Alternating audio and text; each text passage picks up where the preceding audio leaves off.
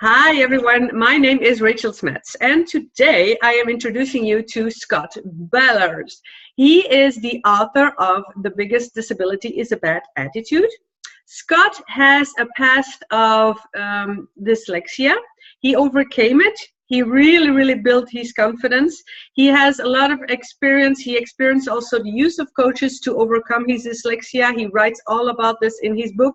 And he now is a coach himself to coach other people going through the same experiences, as he's the real expert in it. But he also helps a lot of employees in companies who really want to follow their dream and also achieve their dreams. Hi, Scott. How are you? I'm great. I'm glad to be here today. I'm so happy to have you make part of my book, because my book is all about confidence and the fact that you can really build confidence and achieve it. And you are just this life example, and you're going to tell us all about it. So I'm so happy that you're participating, Scott. Thank you so much.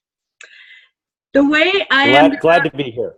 Oh, thank you. The way we're gonna go through this interview, it'll be about 30 minutes. I'm gonna ask you who you were as a child, what kind of person, what kind of character, and what you do as a business, how it all developed, what your turning point was to really start your business, what your advices are for the people listening, and that will be basically the main goal of our conversation, all right? So I wanna get started right away and ask you, Scott, what kind of character do you have, and were you as a child maybe shy? Did you change along the years? Can you take us through that, please?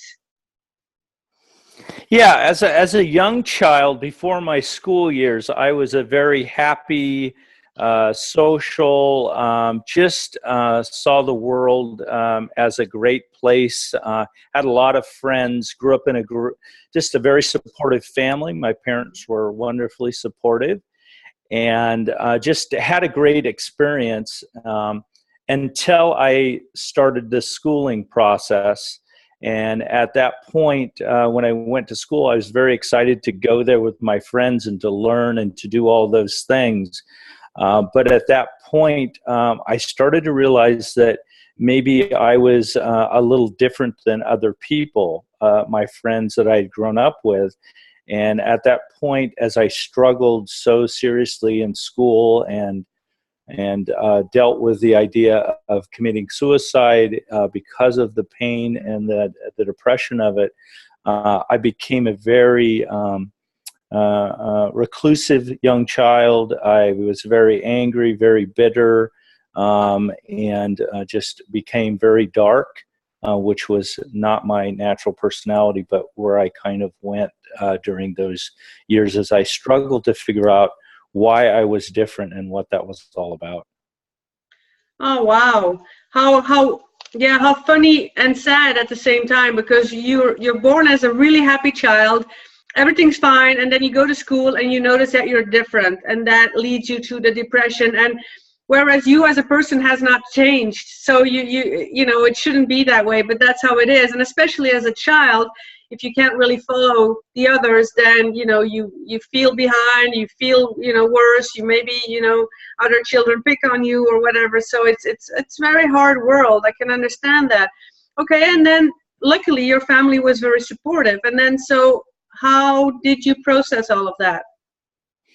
Well, I basically processed it at first with the sense that I was wrong, that there was a mistake, that I was a problem, that it was all bad. And then that was reinforced by my teachers.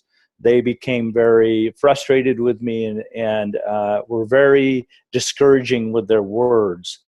They called me stupid. They called me a dunce. I had kids that picked on me. I got into fights at school. And so it kind of self-perpetuated in that regard. And so so that was very difficult because these were people I respected, these teachers, these people in authority. And then, of course, my friends, which hurt me dearly, that they were my dear friends and they were talking to me this way. And so it was a very difficult thing. Now, I was very fortunate that I had parents and grandparents that believed in me and supported me in a very great way. They did everything they could to try to help me and encourage me. And so I am very grateful. And in my book, I talk about particularly my mother, which is just, she's still alive now and has just been an unbelievable support and encouragement in my life. And so I look to those things that kind of brought perspective back into that it wasn't a mistake and I wasn't a problem. So Wow. that's kind of how I navigated my early 7, 8, 9, 10, 11, 12 years of life. Okay, so we're at age 12, 13. Luckily, your mom was there, and yeah, Yes. all credits to her, really. Yes. Absolutely, and it's great that she's still alive, that you can actually tell her and write about her in your book as Yes. well. I think that's beautiful. Yeah, It's a great joy. yeah. It's something I realize more and more. It's like now, I mean, they're still alive, and if they are, then it's now that we should tell them how grateful we are. And I can feel that in you as well. Yeah. So at age 12, 13, then did you start then working on improving, or how did that Well, happen? let me tell you what happened. So when I was in first grade, what they call in the United States the first full schooling year, my teacher came to my home, and this was the tradition back in the 60s, and they would come and have dinner with you and your family and then give a report on how you're doing in school. Mm-hmm. So that went very poorly, and then at the end of the first year, my teacher came back to our home and reported that I would need to do first grade again. So Okay. this was devastating to me. I grew up in a small town, a small village area. Everybody knew everybody. Mm. So it made it worse. I did the first grade again, and it was a worse experience than the first time. And so out of that, my mother and my grandmother had been all along praying for me that somehow or another God would send somebody to help me. And so they were praying at this time, and at one of their meetings, they were praying for all the students at the school. A new lady came to town, and she joined the group, and she heard my grandmother and my mother talking about me, and she said, "Tell me about your son." And so they told her, and she said, "Well, I have just moved here from New York City to this small town in Oregon. And my husband has gotten a job here, and I am specifically trained from New York City how to teach people with dyslexia how to read and write. I'm only one of the few people in the country to know this." Wow. So from New York City to our small town of 10,000 people on the West Coast, this person was brought to us. And Wow. so she said, "I can help your son. And he isn't stupid. He just learns in a different way." Mm. And so this was a miracle. And I met her, and the first thing she said to me, "Not only can you read, but you're very smart, and I believe in you."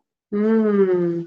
I will tell you that it transformed my whole life at Wow. this point, because I had never had anybody. I'd had people that believed in me and loved in me, but they didn't know how to help me. Do you see the difference there? Yeah. Yeah, the difference is that she could actually show me in a way that I could actually learn how to read and write. And so for the next 5 years, every day except for Christmas and Thanksgiving, she would tutor me. So I never went to recess. I never took lunch at school. She was always there, and she taught me how to read and write at a very, very basic level. And I never forget, my mother was taking me one time in our car, and I was sitting in the back seat, and I looked up and I saw the stop sign. I had never been able to make sense of it, but I was able to read it, and I said, "Mom, that says stop." And I still remember that we were in our station wagon. I still remember that as a turning point for me. A Wow. very basic thing, but huge. And I knew that I could eventually learn to read and write proficiently. And I never dreamed, though, that I would be an author someday. But it has been a 56-year journey, and it's been worth it all. I bet the day that you published your book and you had it in your hands, that must have been such a whoo, a I think victory. I think there was only one person more excited than me, and that was my mother. Wow. Yes. I think Yeah. it's amazing because I mean, when you think about it nowadays, dyslexia is. I mean, I don't know in the States. Okay, I'm here in Europe, and here it's totally not a taboo anymore because it's like it happens to so many people, even famous people. They come out, they tell it, they talk about it in public. So they on early days when a child has dyslexia, the teachers notice it and they really get help. Whereas for you, you were just called stupid, and I think it's so sad that even teachers, maybe not on purpose, maybe they were just not aware, you know, maybe I mean, maybe I mean, I would hope so. um but then, yeah, that lady, what's the name of that lady? Mrs. Slaymaker was her name. Mrs. Slaymaker. She, Yeah. yeah, so you were like about 13 or so, and that's really the turning point of you. Well, actually, that happened when I was about 8 years old, but it took me 5 years before I started to be able to write the Okay. basic word of the basic three-letter words in the Yeah. English language, and to be able to actually be in a classroom and follow in the way that they were teaching. Because Mm, they teach all in the left brain, and mm, I was all right brain, because the dyslexia's strength is in right brain thinking, which is where the whole world is going now. We've come from the industrial age now to the thinking age, the right brain, the creative age, the innovation age, the collaboration age, and the future age. And that's where I was. I could look out the window and I could see the city that I could build, but I couldn't write "the cat walked across the room." But I could see the city in my mind. mm. Do you see the difference there? Yeah. It's profound, because today we live in the world of ideas, don't we? Yeah. Yes. I was just born a smidgen early. You Just a take it, smidgen. yeah. You really, I mean, you really, I can feel how you can really now take all of that as some type of strength. You know, you turned all of what you've experienced Oh, and all of that absolutely. bad negativity, you turn it now into a strength. I think that's beautiful, and I do want to continue talking about that. So that was then, that was a childhood. You got your turning point. You got your angel, Mrs. Got her name again. Slaymaker. Telemaker. So yeah, she was, I mean, I call it an angel because she really turned out for your life. And she really, I like also the differentiation that you made between, you got a lot of family support. Your mom and grandmother were super supportive, but they didn't know how to help you. Whereas she was not only supportive, she believed in you. Well, your parents did too, but she knew how to help you and how to make you move on with your life and be as much as anybody else, really. So, okay, fast forward again a few years. You graduated, everything went well in school, and then did you go on and take some higher studies? What did you study? Did you get into a job? Hmm. What happened? Yeah. Yeah. So I did graduate from what they call high school here in the States. Mm-hmm. Before you would go to university. And so I graduated. School was never easy for me, because they continue, even today, to teach in the left brain so much of what we consider to be good academics is left brain driven. And Mm-hmm. that's never easy for me. It's like learning a foreign language is one of the most difficult things for a dyslexic person to do, because that is so left brain driven. And so somebody like you that's fluent in multiple languages, I have great admiration for, but I also know that this is not a gift that I have. So I don't try to frustrate myself to try to be something that I'm not. Okay. And so what happened was I graduated from high school. I did go to a major university. By some miracle, I was able to actually get enrolled there, but I did miserably, and it was very difficult. So I only lasted a year, and then from there, I did many different jobs. I think I had 30 or 40 different jobs in my 20s, and I was terrible at all of them. Because most of them were all left brain driven. They were very technical. They were very exact. They were very hands-on, and they were driven by math and English and all of this. So I had a job as little as 2 hours before I realized that I was not going to come back after the break. So I knew that I had not found my place in my life, but I had found the woman that I was to spend my life with at this point. And she was incredibly supportive and loving for me. And we've been together 37 years now. And so she saw something in me that, much like my mother and my grandmother and Mrs. Slaymaker, that there was something that God had put into me, some greatness, but we had to find out what that was. So we had a lot of jobs, we had a lot of failure. But what we have learned is failure is our teacher. It is the greatest teacher on earth today, is that not to run from failure, but to learn from it, to embrace it, and to say, okay, what did I learn by falling down this time, that next time I can go another step farther? So we spent our 20s doing that. Failing it fast is what I call it. And so as we did, we got what we would call our master's or our PhD in failure. This was about a 10-year process of suffering and failing and a lot of loss. And during this time, we had 3 children, which were just amazing. And we ended our 20s severely in debt and with 3 children and living on little or nothing. And so it was a very, in one way, a very difficult time, but in another way, we had a growing sense that there was something amazing that was going to happen in our life. And this sounds strange to people, but we knew that there was something around the corner if we would get up from failure one more time. Because what we know about people is most people, failure defeats them, right? They don't look at it as an opportunity to grow their confidence, their trust, their ability. They look at it as a shameful thing or as a bad thing, and it stops them from being all that they could be. And so we looked at it the other way, and my wife, being the greatest cheerleader ever and believing me, continued to tell me that there's something great around the corner. And so we lived in the middle of failure for many years, and poverty and a lot of challenges. And then during my early 30s, I had several people come up to me at one time. I had been a janitor for 7 years. So I would clean buildings all night and clean up construction all day. And I had people come to me and say, you'd be great in the insurance business. And I said, I know nothing about the insurance business. I know nobody in the insurance business. I don't know why people are coming up to me randomly saying this. I don't know. It made no sense to me. So I told my wife, I said, why are these people coming to me about the insurance business? She said, well, we need to think about this and maybe research what does that mean. And so here in the States, what that means is that you have to go take a school. You have to go to a school. So immediately being dyslexic, I'm like, okay, well, that's a bad idea. Yeah, not again. Yeah, don't bring me there. Yeah. And then the school is very technical. It's much like going to a school for legal or medical. There's a lot of technical terms. It's very driven in the English language. So that's a challenge for me. And then the school cost money, which we didn't have.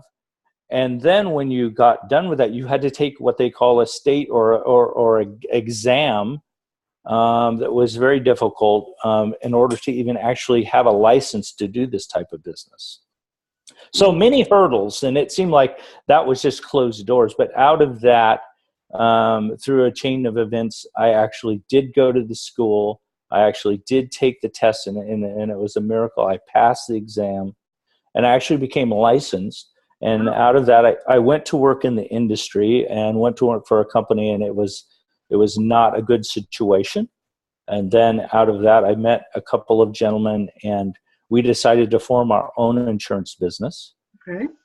And within about 5 years, we were making the upper 1% of income in all of the United States from our little business that we started at our kitchen table with $100, because that's all we had.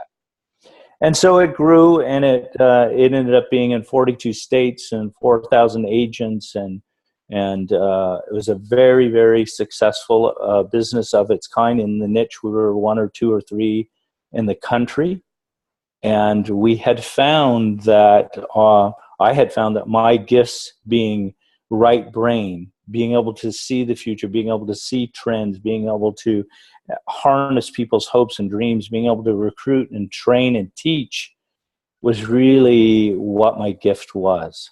And so I built and recruited and built this company, and woke up one morning and we had built something that was incredibly successful in America in a business.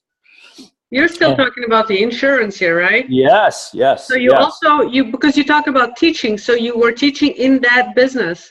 Okay. Yes, because we had to teach and train people and recruit them to come into our business, then to go out to their states and their locations yes, of sell course. the product. And so I discovered that this was one of my abilities that I could do extremely well. And so I teach and I coach. I didn't even call it coaching then. This was just what I took on the business. And it's what grew the business exponentially. Wow. And so we were able to grow it and make a huge thing of it. So we did that for 21 years. Oh. Yeah. And so we had a lot of success. We had time and money, and we were being able to do a lot of things that people only dream of being able to do: travel the world, spend a lot of time overseas, and much kind of like what I see that you do, not living, but spending a lot of time in other places, and doing work that we really care about, which is to provide education and opportunity for people in the majority world. So we spend a lot of time in Africa and India and Haiti and different places. Wow. By doing this, we wanted to give back because we were so blessed by what we had been able to experience. So we did that, and after 21 years, we looked at each other and said, I would like to do some different things, my partners and myself, and they would like to do some different things, and we sold the company. And that was a very good thing. And then I was confronted with a new situation in my life. What am I going to be when I grow up? I was 50 years old, and I wasn't sure what was next for me. And so out of many trips abroad, I came back and I realized through people that I had worked with in the past that they kept calling me and asking me to coach them, to help them in their business. And so that's what we started to do on a very small scale. And in the last 6 years, that is now become the Confidence Coach. And we work with entrepreneurs, dyslexic entrepreneurs, CEOs of large companies that want to improve their employee engagement. And we help them harness their dreams and build a business and a life that serves them and what their hopes and dreams and aspirations are. Okay, let me give a quick summary here from everything that I understood, and then I want to focus a little bit more about what you do now, okay, just to make it even clearer. So, okay, you had a rough childhood. You were saved by your tutor who really helped you go through your dyslexia. You got into multiple jobs for about 10 years, from 20 to 30. Then around 30, you went into the insurance, which came on your path, and you took it, even though that was hard too. From 20 to 30, you had a lot of challenges, a lot of failures. I absolutely agree with you, and I think it's an important point to point out again. That's why I'm doing this quick summary, that you can always learn from failures. For me, my life is just, I want to learn until the very last day. I think life is just a whole learning. I'm a lifelong learner, and I've lived and worked in many countries now too. I mean, this is not my native country. And I've had so many challenges, and I think I always try to turn the challenges into opportunities. And sometimes you don't notice it right away, but when you look back to every problem you've ever overcame, then you realize that all of those were opportunities where you learned from, where you just grew from. I mean, I just feel like I grow all the time because of all of those learning experience. I don't see them as problems. I see them as learning experience, and I think you are in the same line there. Okay, so then you went into the insurance, got your license, built up a successful company, a really successful company. You did it for 20 years. You had partners. It just grew and grew and grew. You did the things that you actually like doing, which is great for 20 years. Then you sold it. You stopped. You were ready for something else. Then you were 50. But, I mean, even though maybe you had a moment of not really knowing what to do, at least you were not financially struggling anymore as you were when you were 30. So that was a difference. And Yes. so then, but then before you start talking about, okay, you developed a coaching company, which is now successful, but you said at that point, I was asked by people to coach them, and it started very small, but you were asked to coach them in what? Well, I was asked to coach them, help them make their business serve their life instead of be a slave to their company.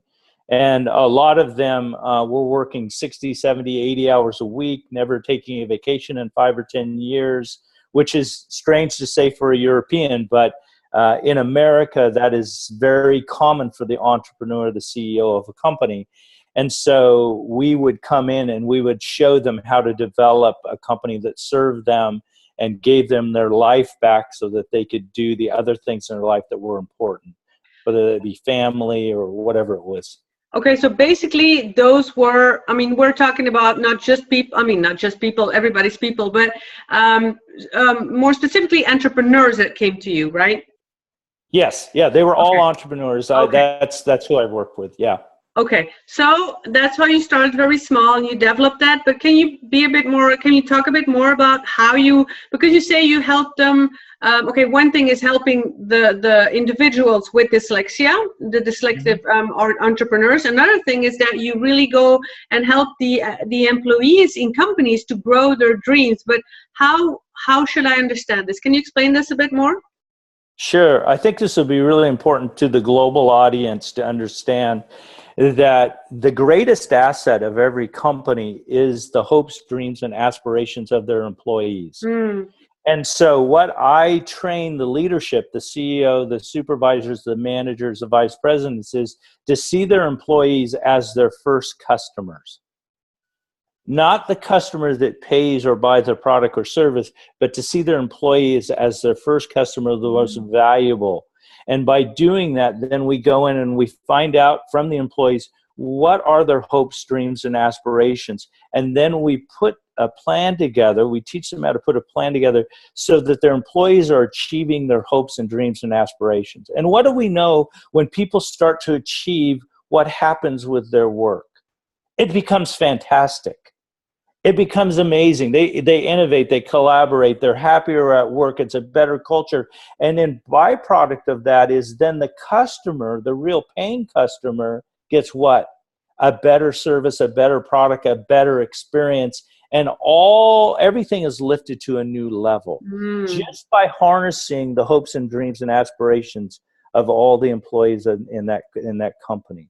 Okay. And so we have seen amazing transformation with this process. Okay.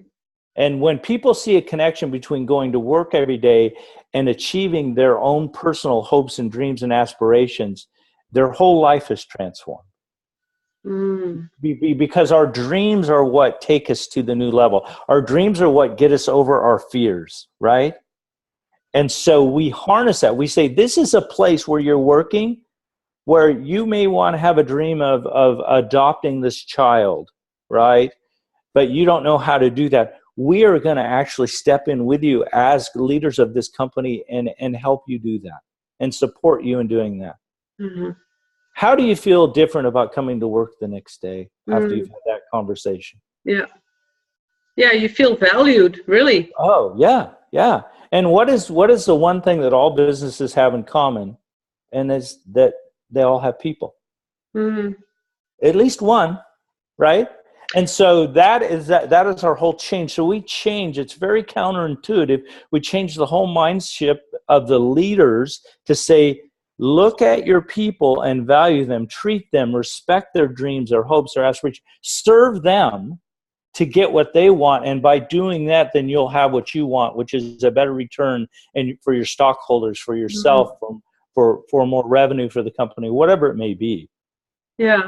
Absolutely. Yeah, I totally understand you. I think a lot of companies focus, I mean, everybody has people, but most of them focus on the money and not on the people. And so I think that's a great thing you're doing. If they are willing to hire you, I think you can achieve really great results. And besides the companies, I do want to talk a little bit more about individuals, because my whole book is really about building confidence. And I still believe that you can really learn it and build it, just like you are a life example of it. But you also coach individuals on feeling more confident. So can you tell us, just like, okay, say I'm coming to you, say, oh man, I really feel, I don't know, I have dreams, but I can never achieve it. I'm very unconfident and I just don't know what to do. And okay, help me. What do you do? Well, the first thing that we talk about is, let's think about our thinking. Where do we? What's our mindset? What are we thinking about right now? Yeah. And so we help them one habit at a time, create new habits to think differently. And the first habit that we teach them, which is very simple, is a habit of gratitude, which I started doing as a young child. And so what we do is, and we created an e-learning course about this, and we teach it. But what we do is we have our clients, the last thing they do before they go to sleep at night is to write 3 things that they're grateful for of the day. And then why they're grateful for that, and then what the next step would be in that gratitude. So when they go to sleep at night, their mind is thinking not about what didn't happen or what wasn't a part of their life, but they're actually capturing gratefully, thankfully, what did happen and what has happened. Yeah. And this changes the whole perspective. So all night long, your subconscious mind is thinking about gratitude. Yeah. Instead of about lack, it's thinking about the abundance that you've had. Yeah. So that's one of the things we do. The second thing we do is we introduce a habit of capturing all wins. Are you familiar with this? So every win that you have during the day, we have them capture that. And we celebrate. So you don't capture it in your mind. You capture it by writing it down. Can you give an example? Yeah. So here's one of my wins for today. This interview with you. So this is a win for me because I'm getting to tell my story to a new audience. Mm-hmm. And I'm going to be telling my story to a global audience. And I'm very much a global citizen. I've traveled all over the world, been many, many places, and I love people. And I know that my story can help people in all countries, all backgrounds, all wherever they come from. That I can bring this hope through a few simple things. And so gratitude is one. The second one is capturing these wins. Yep. Yeah. So today I'll write down a win. I had this interview and this was fantastic. And I met this amazing woman that's accomplishing great things. And I'll be able to jot down my ideas about that. So 5 years from now, I'll look back to this day and I'll be able to say, wow, that was a great day. And that was a great day, right? Because I've captured it. Because what we do is we forget the good stuff, don't we? Yeah, absolutely. We are too focused on the negative, yeah.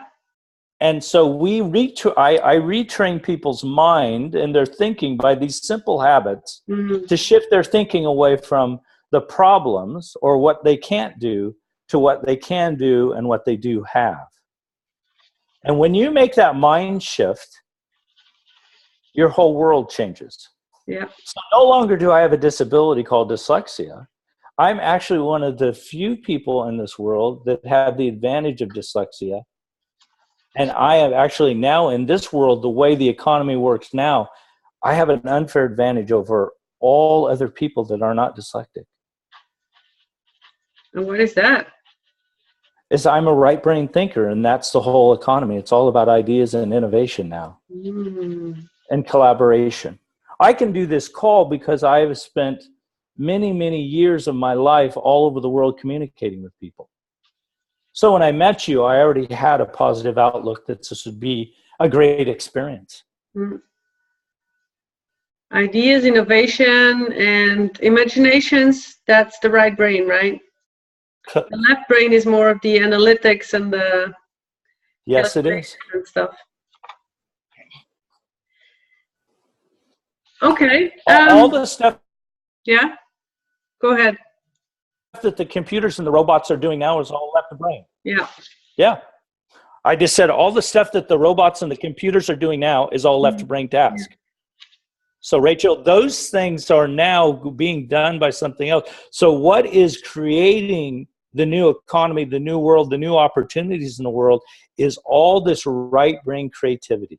Yeah. In the mess, in the problem, I see the greatest opportunity. Yeah, I hear you. And all I'm thinking is that, okay, I have a lot of thoughts though, but we reached already half an hour, but I do want to mention it though. But I can see how creative you are. And it's true. I mean, I've studied psychology, so I know a bit about the left and the right brain. And I know for myself, I'm more of a left brain. You mentioned the languages. I speak 6 languages, and I'm much more of a left brain. So yes, it has advantages. On the other hand, I often see how I lack creativity, whereas you on the right, you know, you're right brain. So then again, yeah, I mean, I miss out stuff, and I guess it's just like you say, you know, we both have positives and negatives, and it's just, you know, yeah, we have to make use of all the stuff that we're good in that, you know, and develop that. But I do want to point out, go back to what you said, and you said some great stuff, you know, focus on what you can do and not what you can't do. It's all about retrain the mind, retrain the brain actually, and focusing on the good stuff and not on the negative stuff or on the failures. And you also mentioned developing good habits. It's all about this. And it's funny because I interviewed Steve Scott as well, who is all about developing good habits. He's the author.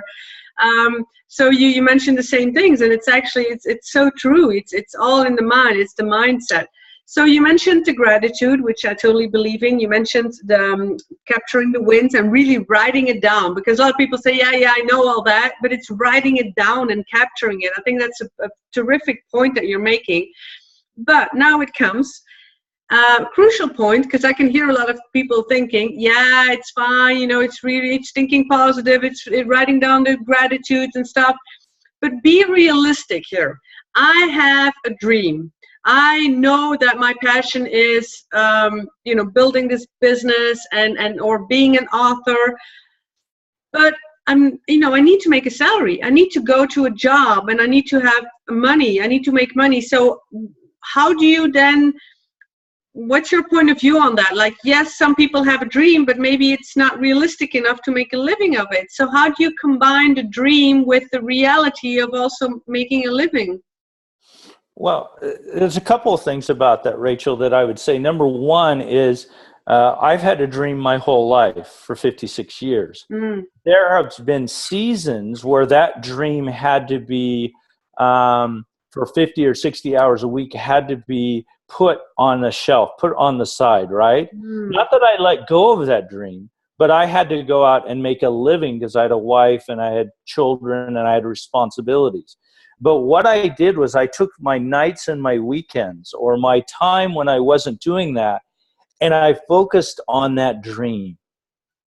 Okay, so everybody has 24 hours a day, and everybody has time to continue to build onto their dream. Now, it may have been for me just meeting one other person that could teach me something that would get me a step closer to my dream, right? It may have been reading a book, which would take me a long time, but that I would do that would help me understand that better. It may have been a myriad of different things, but you have to be committed to doing that. And so I say, yes, you have to be committed to making a salary. Absolutely. We all have that responsibility, but that does not exclude the dream that you have. That is just paying the price and then taking that extra time, that extra effort. If you really believe in your dream, to go home at night and study maybe 2 hours about whatever it is that your dream is, or to think about it, or to make pictures of it, or to have conversations with people that understand and support you about that, that is the work of making that dream come true. Okay, so that's what we did, and I did that with my wife and with some close friends and with some people that I met along the way. And we built this dream community, and we fueled each other. We encouraged each other by saying, this is what my dream is. And what I found was the most important thing was to actually hope and listen and participate and encourage other people's dreams. And when I did this, then they also brought that value to me. So you need to be a supporter of other people's dreams, goals, and aspirations.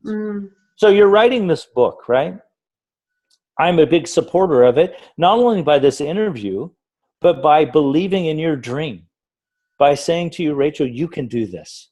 And I'm here for you. And if there's anything else I can do to support you in this becoming a huge success and an accomplished dream in your life, I'm available. And I make myself available for that. And it's interesting when you do that, how much more quickly you gather support and things start to happen for you in your own dreams. Oh, So this wow. is I feel this is how we do. Yeah. Yeah, Yeah. it really fills my heart. I can feel the warmth come into me, and I really appreciate that, because it's these conversations that I'm having, you know, just like with you, that really keep me going and keep me motivated, because it is a dream, and I don't want to give it up. But there are days, and I so appreciate your honesty and your openness, because I want people to realize how difficult it is, and how we have to stay realistic. You know, I do not believe in those people saying, oh, just jump and go and follow your dream and let it all, you know, and just go for it. No, you have to be realistic. And I want to stay with both feet on the ground, as hard as it is.